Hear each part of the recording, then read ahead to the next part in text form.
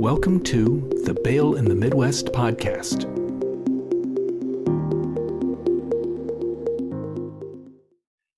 Hello and welcome to a special edition of the Bail in the Midwest podcast for us to discuss breaking news.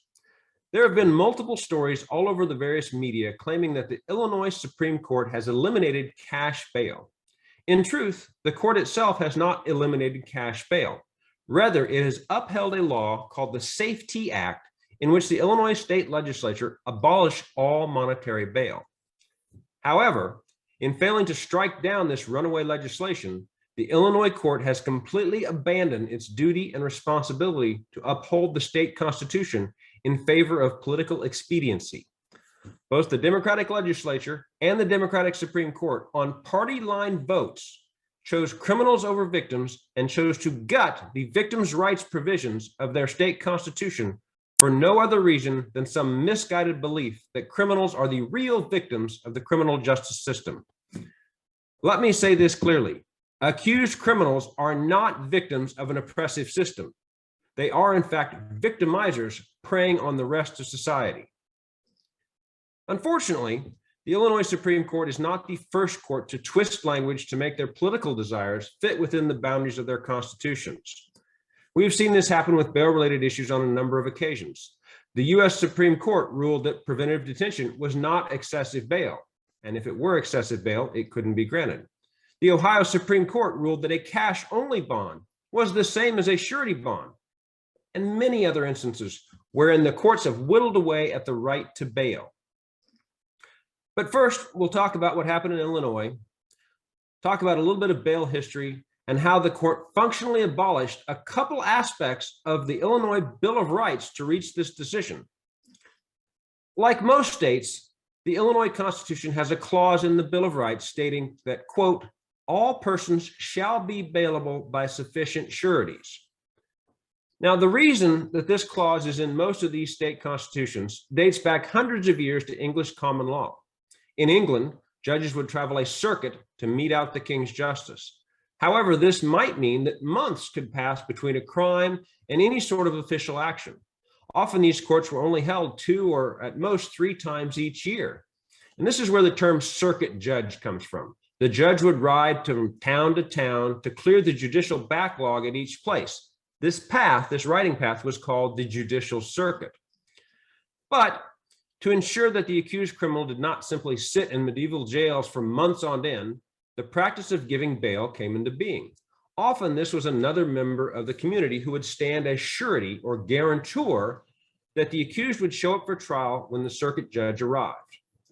However, there had to be a penalty or a consequence if the accused did not appear. And this could be the surety standing in place of the accused, suffering the penalty himself, or the surety could forfeit his lands or other assets if the accused did not. Over time, this developed into a pledge of a specific amount or specific assets subject to forfeiture if the accused did not present himself to the court. Now, as you can imagine, this could very well be abused by the sheriffs or those with the authority to set and take bail.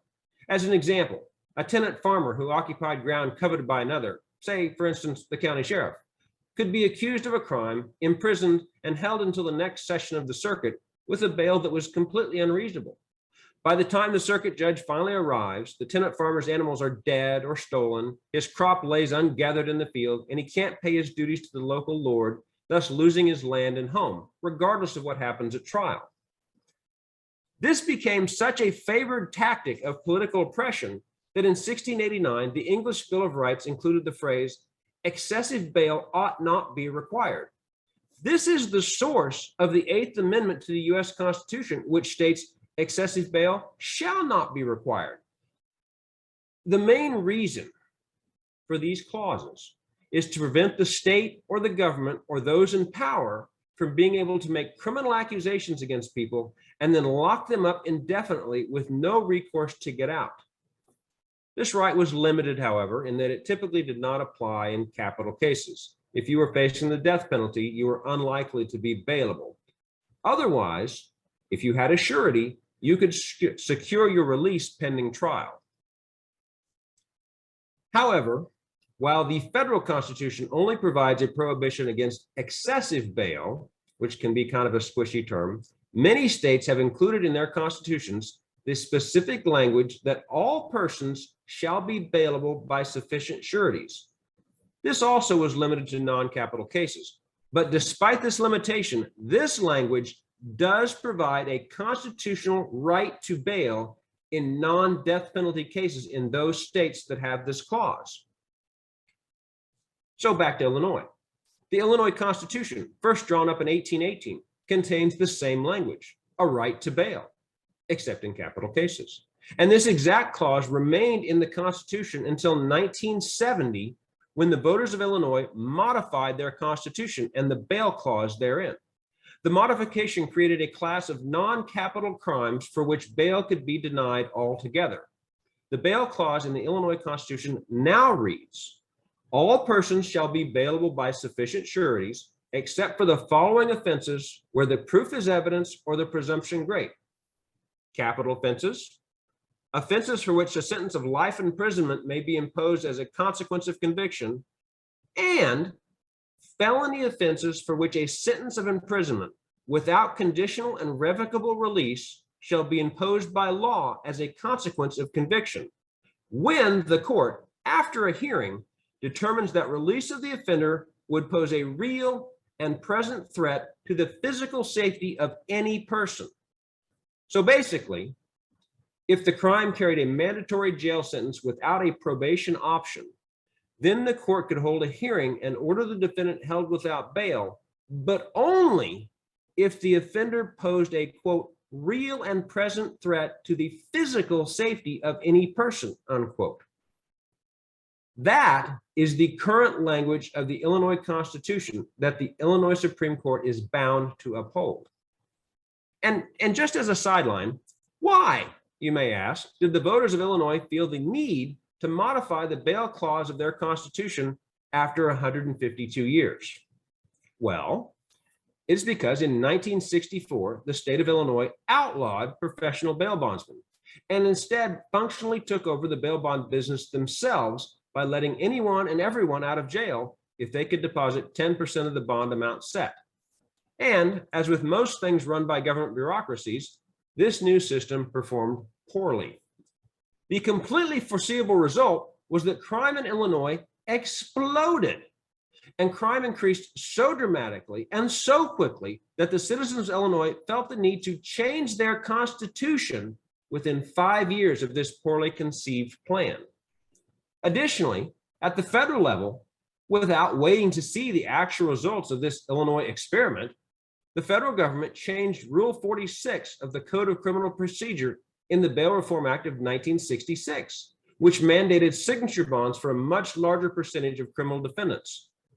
Following this change to a more lenient release practices, violent crime in the United States quadrupled over the next 30 years. This ultimately culminated in the Bail Reform Act of 1984, which finally repealed the 1966 law, but also created a regimen of preventive detention at the federal level. So just for all you progressives, being held without even the option of bail is the mass incarceration that you're complaining about. So fast forward to last year. Evidently unable to learn from history and thus doomed to repeat it, the Illinois legislature enacted the so-called Safety Act, which should scare anyone who has seen the pattern of bill naming in the recent past. The Inflation Reduction Act just being the latest bill to do the exact opposite of what the name implies. The Safety Act will be anything but safe for the citizens of Illinois. But as it relates to bail, the Safety Act abolishes all monetary consideration in bail. This has been described in the media as eliminating so-called cash bail. In its place, the legislature has mandated that the courts shall release all charged defendants on signature bonds, except that the court was granted the ability to engage in preventive detention, although they don't call it that, in certain circumstances, an outright denial of bail. Now, I'm going to quote the court's majority opinion here describing what the bill does.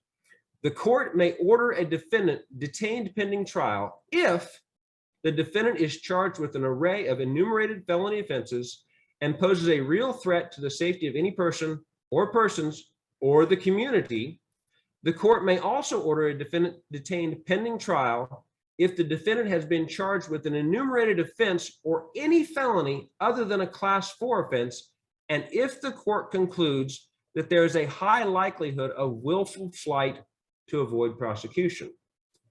Now, if you'll recall the Illinois Constitution, which the Illinois Supreme Court is supposed to interpret and uphold, that document conveys a much more limited ability to engage in detention without bail. That is, capital and life imprisonment cases and felonies carrying mandatory prison time without probation, and then only if the defendant poses a threat to the physical safety of any person.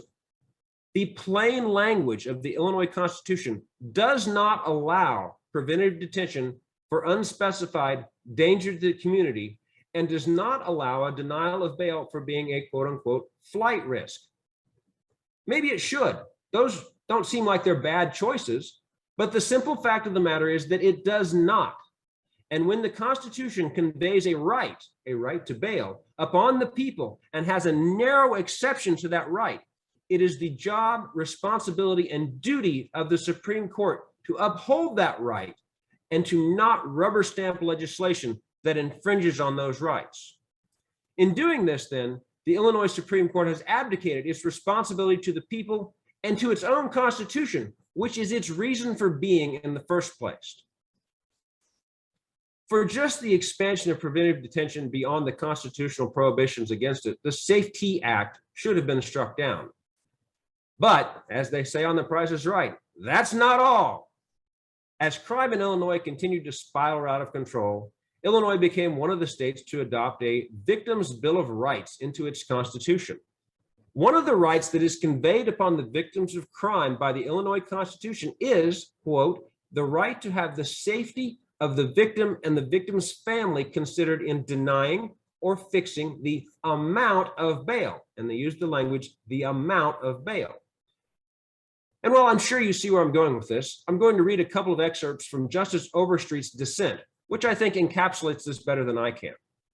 Justice Overstreet states, my analysis begins and ends with the enumerated rights of crime victims set out in the Illinois Constitution, which includes the right to have the safety of the victim and the victim's family considered in denying or fixing the amount of bail. The pretrial provisions of this act effectively nullify this right. And in doing so, the legislature has impermissibly usurped the ultimate sovereign power in this state, i.e. the citizens. We, the Supreme Court, have previously emphasized that the crime victims' rights provision is part of our Constitution's Bill of Rights, and that where any act of the legislature tends to infringe upon the rights thus preserved, we must assume that it was the intent of the framers that there should be no curtailment of such rights. It has been a long-standing principle in this state that the legislature has no power to impair or infringe upon rights vested in our state constitution. Under the pretrial release provisions of this act, however, there is no set of circumstances in which the safety of crime victims and their families can be considered in setting the amount of bail. The amount of bail is effectively zero for all cases under the act. The pretrial release provisions of the act, therefore, infringe upon a constitutionally protected right to the extent that that right is wholly nullified. So basically, the legislature functionally repealed a provision of the state constitution, which they're not supposed to be able to do.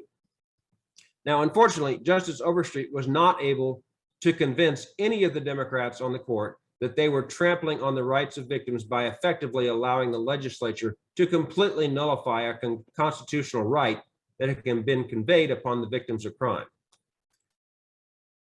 And as such, the whole of the Illinois government, the legislature, the billionaire governor with presidential ambitions, as well as the Supreme Court, whose sole purpose is to protect the state constitution from the passions of the majority in the legislature, have chosen criminals over the victims of crime. The court has allowed the legislature to run roughshod over the plain language of the state constitution. Further, as Illinois' own history has amply demonstrated, this will be a disaster. Only 5 years after eliminating secured financial bail, i.e. bail bondsmen, the citizens were compelled to modify their constitution because of the increase in crime. How long will it take before the citizens demand a more draconian response to the coming crime wave? Following the Bail Reform Act of 1984, the federal government now detains 72% of all charged defendants. They used to release 72%. The state of New Jersey altered its constitution to eliminate bail and to allow preventive detention because so-called cash bail disproportionately impacted communities of color.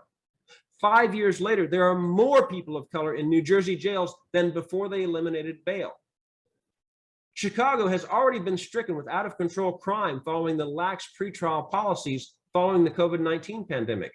This will be worse. New York is trying to roll back its ill-conceived pro-crime policies. California voters rejected by a statewide referendum an attempt to abolish meaningful bail in their state. Unfortunately, progressive prosecutors in Los Angeles and San Francisco are ignoring the will of the voters, and crime is rampant. Harris County, Texas, is dealing with an 83% dismissal rate on their zero bail misdemeanors. Every city and jurisdiction that has tried this has suffered from increased crime. I suppose the future will say if I'm right or if I'm wrong, but the past has certainly provided ample evidence that I'm right. I'll say a prayer for the residents of Chicago, but God helps those who help themselves. You, citizens of Chicago, may want to consider or reconsider who you're sending to the State House, and remember this decision at the next Supreme Court retention election. Your Illinois officials do not care about you or your safety. Thank you for joining us for this special edition of Bail in the Midwest podcast and listening to my take on this item. We hope that you'll join us for the next episode.